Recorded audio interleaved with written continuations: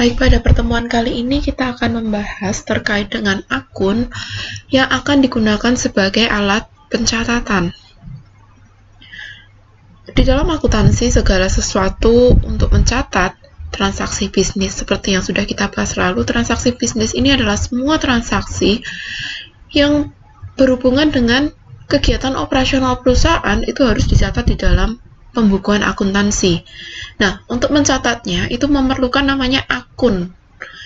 Sebelum Anda masuk ke dalam, Anda harus mengerti dulu bagaimana posisi akun ini.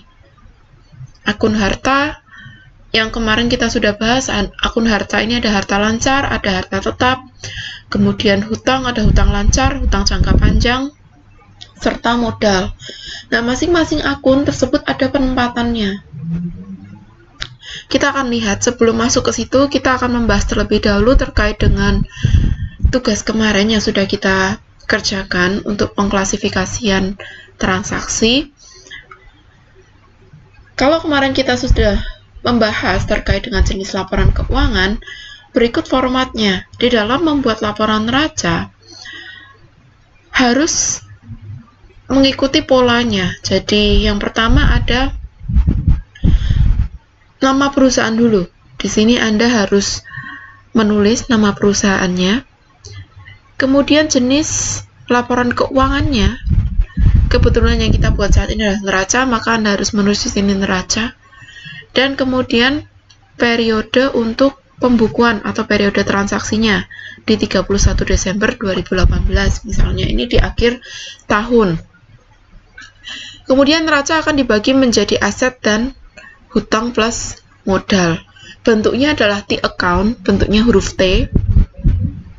Aset di sini dibagi menjadi harta lancar dan harta tetap untuk masing-masing akunnya. Anda mengikuti format demikian. Dan hutang dan modal. Hutang ini dibagi menjadi hutang lancar atau hutang jangka pendek serta hutang jangka panjang. Hutang jangka pendek dibagi menjadi hutang usaha, hutang gaji, dan pendapatan diterima di muka. Kemudian Anda jumlahkan di sini. Hutang jangka panjang dibagi menjadi hutang bank dan hutang obligasi. Anda jumlahkan menjadi hutang jangka panjang. Dan Anda total, kemudian di sini tambahkan dengan modal. Sehingga di sini menjadi total jumlah sisi pasifa, hutang dan modal. Di sini harta tetap dan harta lancar akan dijumlahkan sehingga menjadi total jumlah harta. Antara jumlah harta dengan hutang dan modal ini harus balance, harus seimbang. Jika tidak, maka akan ada kesalahan. Jadi sisi ini harus sama dengan sisi di sini. Untuk laporan laba rugi, untuk membuat laporan laba rugi ini terdiri dari komponen pendapatan dan biaya. Dalam membuat laporan laba rugi, Anda harus membuat dulu di sini adalah nama perusahaan, jenis laporan keuangannya, dan periode transaksinya. Di sini ada pendapatan dan juga ada biaya-biaya yang dikeluarkan. Jadi pendapatan ini biasanya didapat dari penjualan kepada customer, sedangkan biaya itu diperoleh dari akun-akun yang merupakan pengeluaran perusahaan untuk kegiatan operasionalnya. Jadi biaya-biaya yang dikeluarkan perusahaan untuk membiayai operasionalnya. Pendapatan itu Anda jumlah, kemudian dikurangkan dengan biaya, nanti akan ketemu laba atau rugi. Kondisi laba apabila posisi pendapatan itu lebih besar daripada biaya, sedangkan kondisi rugi apabila biayanya lebih besar daripada pendapatan. Nah, untuk laporan perubahan modal ini akan menunjukkan perubahan modal si pemilik, di mana perubahan modal akhir itu ditunjukkan dari modal awal, ditambah laba atau dikurangi rugi, ditambah investasi tambahan yang disetorkan oleh pemilik, dan dikurangi oleh prive. Ingat, prive ini adalah pengeluaran yang dikeluarkan perusahaan untuk membiayai kepentingan pribadi si pemilik, dan itu akan mengurangi jumlah modal. Formatnya adalah demikian. Oke, jika kita mengacu pada latihan kita minggu lalu, hasil yang sudah didapatkan adalah demikian. Dari hasil ini kita akan dituntut untuk membuat laporan neraca, laba rugi, dan laporan perubahan modal. Nah, kalau kita mengacu pada laporan perubahan modal, modal awalnya adalah 0. Laba bersihnya itu adalah 1000. Kemudian, untuk investasi tambahannya adalah 28.000 di sini. Oke, laba bersih itu diperoleh dari pendapatan, ini Anda jumlahkan, dikurangi dengan biayanya. Jadi pendapatannya ada 2100, biayanya di sini ada 1100.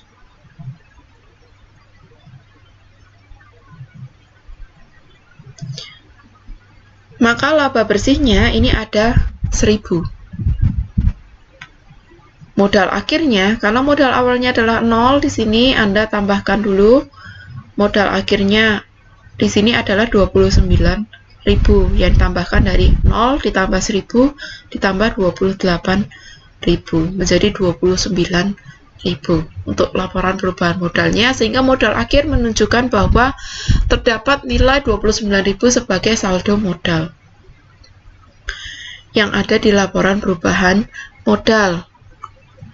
Nah, untuk neraca, Anda tinggal memasukkan untuk masing-masing akun. Kasnya, Anda lihat di sini.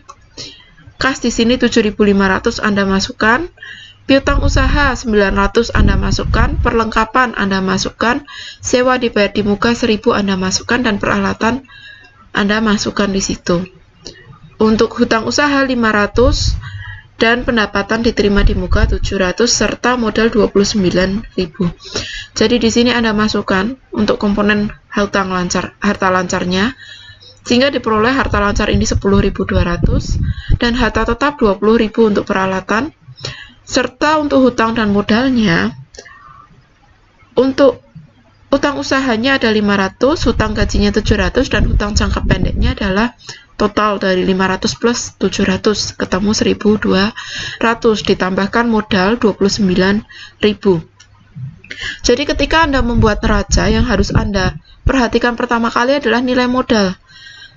Modal ini diperoleh dari laporan perubahan modal. Jadi nilai ini Anda masukkan ke dalam sini, sehingga ketemu total harta adalah 3.200 dan ini sama dengan total hutang plus modal yaitu 3.200.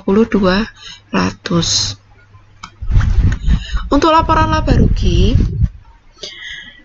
di sini Anda harus menentukan dulu berapa pendapatannya. Pendapatannya ada 2.100 yang merupakan penjumlahan dari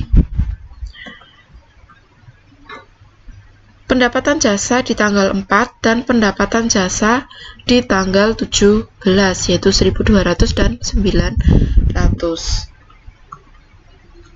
Sehingga kalau kita masukkan ke dalam laporan laba rugi, total pendapatan jasanya adalah 2.100. Kemudian Anda kurangkan dengan biaya-biaya yang ada, ketemu biayanya menjadi 1.100. Sehingga ketemu laba bersihnya adalah 1.000. Nah, masuk ke dalam akun. Sebelum Anda masuk ke dalam penjumlahan, Anda masuk dulu ke dalam akun. Akun itu adalah sarana untuk mencatat transaksi. Nah, akun-akun dari masing akun seperti akun kas, kemudian piutang, ada peralatan, kemudian hutang gaji, hutang usaha, itu adalah akun. Kumpulan dari akun itu akan membentuk yang namanya buku besar. Jadi buku besar itu adalah list atau rincian dari masing-masing akun. Bagaimana formatnya kita akan mempelajari besok. Kita akan masuk dulu ke dalam penggolongan untuk masing-masing akun. Akun buku besar dibagi menjadi akun real dan akun nominal. Akun real ini adalah akun neraca yang dibagi menjadi akun aset serta akun hutang dan modal. Jadi yang sudah kita bahas sebelumnya, di dalam aset itu ada harta lancar dan harta tetap. Itu ada jenis-jenis akunnya. Untuk harta lancar ada kas, piutang, investasi. itu adalah akun harta lancar. Untuk harta tetap nanti ada peralatan, akumulasi depresiasi dari peralatan, bangunan, tanah, kendaraan, itu adalah harta lancar. Untuk akun hutang dan modal itu juga merupakan bagian atau komponen dari akun real atau akun neraca. Kemudian ada akun nominal atau akun laba rugi. Ini dibagi menjadi akun pendapatan yang merupakan klasifikasi dari skala pendapatan dan akun biaya. Nah, untuk tahu bagaimana peletakan masing-masing akun, Anda harus tahu dulu debit dan kreditnya. Debit ini akan digunakan untuk mendebit akun, kredit ini akan digunakan untuk mengkredit akun. Jika pada akhir periode nilai sisi debit itu lebih besar dari sisi kredit, maka dikatakan bahwa akun ini memiliki saldo debit. Tapi pada akhir periode apabila nilai sisi kredit lebih besar daripada sisi debit, maka dikatakan bahwa akun ini memiliki sisi kredit. Jadi itu debit dan kredit. Nah, ini peletakan debit dan kredit untuk masing-masing akun. Kalau kita mengacu pada akun real atau akun neraca, itu ada harta, hutang, dan modal. Akun harta, saldo normalnya di debit. Ketika ada penambahan dari saldo harta, maka dia akan bertambah di debit. Kalau saldo harta itu berkurang, maka dia akan berkurang dan dicatat di kredit. Untuk hutang dan modal, saldo normalnya ada berada di kredit, dan ketika bertambah, dia akan berada di kredit. Berkurang itu nanti akan ada di debit. Jadi ketika harta itu bertambah, misalnya kas itu bertambah, maka akan dicatat di debit. Tapi ketika kas itu dikeluarkan untuk membiayai suatu biaya, maka akan dicatat di kredit. Hutang, ketika hutang itu bertambah atau modal itu bertambah, adanya setoran dari pemilik, maka akan dicatat di kredit. Tapi ketika nanti hutang itu dilunasi atau modal itu diambil atau ditarik dari pemilik, maka akan dicatat di debit. Kemudian untuk pendapatan dan laba, saldo normalnya ada di kredit. Ketika pendapatan ini bertambah, ada tambahan pendapatan, maka akan ada di kredit. Ketika berkurang, nanti dia ada di debit. Nah, untuk biaya prive dan rugi, ketika dia bertambah dan saldo normalnya itu adalah di debit. Jadi, ada penambahan biaya, misalnya perusahaan ini mengeluarkan biaya listrik. Biaya listrik itu nanti akan bertambah dan dicatat di debit. Dan berkurang, itu akan ada di kredit.